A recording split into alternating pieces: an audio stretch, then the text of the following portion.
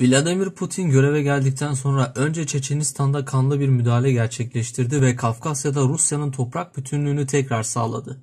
2008 yılındaki Gürcistan Savaşı'yla NATO'nun Kafkasya'ya yayılmasını önledi. 2014 tarihli Kırım'ın ilhakıyla beraber Rusların çoğunluk olduğu diğer bölgelerde umutlanmalara sebep oldu ve bunun ilk işareti Doğu Ukrayna'da görüldü. Ardından da Ukrayna İç Savaşı 2014'te Kırım'ın ilhakından hemen sonra patlak verdi. Ve en sonunda da Suriye'yi batıya veya güneye kaptırmamak için yaptığı müdahaleyle birlikte Orta Doğu'da dengelerin değişmesini engelledi. Libya'da da Tobruk merkezli hükümete 2. Libya İç Savaşı'nda destek olup hali hazırda 6 büyük şehirden 4'ünü kontrol eder hale gelmesini sağladı. Bu kadar kısa bir süreçte çok fazla cephede çok fazla mücadele verildi ve şu an için hepsinde zafer söz konusu. Rusya'nın şu anki pozisyonu Nazi Almanyası'na benziyor diyebiliriz. Almanya 1. Dünya Savaşı'nı kaybettiğinde yenilmenin verdiği utançla beraber büyük bir ekonomik darboğaza girdi. Halk bizi bu hale kim getirdi diye sorduğunda cevap İngiltere, Fransa, Rusya ve ABD'ydi. Bu ülkeler kazandıktan sonra Almanya'nın bir daha kendilerine rakip olamaması için Almanya'yı kısıtladılar. Ama ne oldu? Halk öfke biriktirdi ve bu öfke Adolf Hitler gibi insanların yükselebilmesini sağladı. Sonuç olarak ortaya intikam için tekrar savaşma arzusu doğdu ve 2. Cihan Harbi çıkıp yine milyonlarca insanı öldürdü. Aynı güçler ilk Cihan Harbi'nde yaptıklarını bu sefer yapmadılar. Çünkü Soğuk Savaş vardı ve her iki blokta Almanya'da kontrol ettikleri bölgeyi inşa ederek birbirlerine şov yapma yarışına girdiler. ABD Batı Almanya'yı besliyor ve Doğu'ya kapitalizmin güzelliklerine bak diyordu. Sovyetler Birliği ise Doğu Almanya'yı besliyor ve işte sosyalizmin faydaları diyordu. Bu Almanya'nın şu anda olduğu gibi Avrupa'nın lider ekonomisi olmasında çok önemli bir faktör oldu. Rusya da Almanya gibi son ve en dramatik savaşını kaybetti.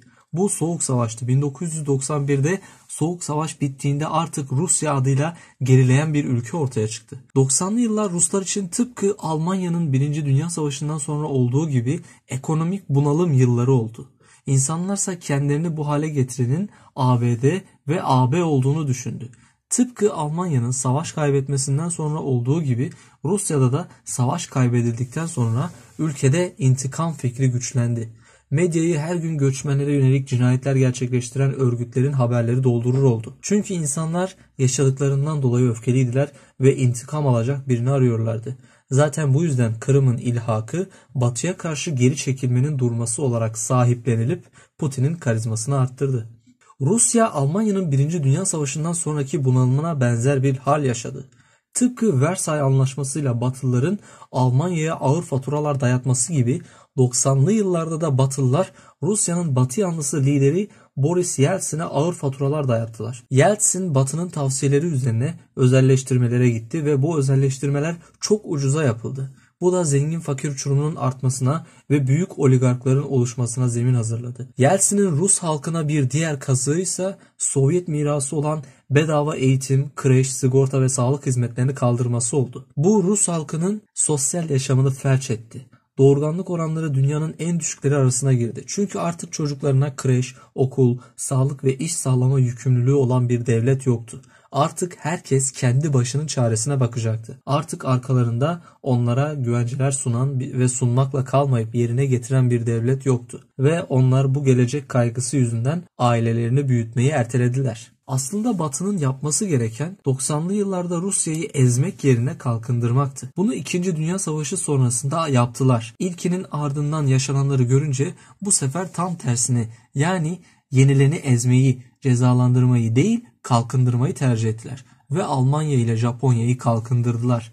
Gayet de güzel oldu. Şimdi Japonlar ve Almanların intikam almak gibi bir derdi yok. Ama Rusların var. Hitler büyük buhranın yarattığı mali bunalım yüzünden çıkış yolu arayan Alman halkı sayesinde iş başına gelmişti. Tıpkı 1998 ekonomik krizinden sonra Yeltsin'e yönelik baskının artıp istifa etmesi ve yerine Putin'in gelmesi gibi.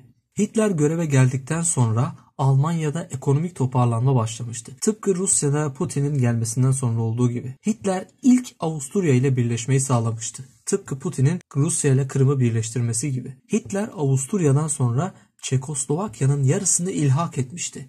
Tıpkı Putin'in Gürcistan'ın bir kısmını Güney Ossetya ve Abazya üzerinden işgal etmesi gibi. Hitler Polonya'ya girerek 2. Dünya Savaşı'nı başlatmıştı ve Putin Libya'ya, Suriye'ye, Ukrayna'ya girerek 2. Soğuk Savaşı başlatıyor. Peki ya 90'lı yıllarda tam tersi yapılsaydı? Rusya böylesine boğulmasaydı yine Batı'yı düşman olarak görür müydü? En büyük hata o yıllarda yapılanların 1. Dünya Savaşı sonrası Almanya'ya yapılanlar gibi olmasından geliyor. Eğer 2. Dünya Savaşı'ndan sonra yapılanlar gibi kalkındırma hamlesi olsaydı, bırakın düşman görmeyi, şu an Almanya'nın olduğu gibi Batı'yla kanka olurlardı.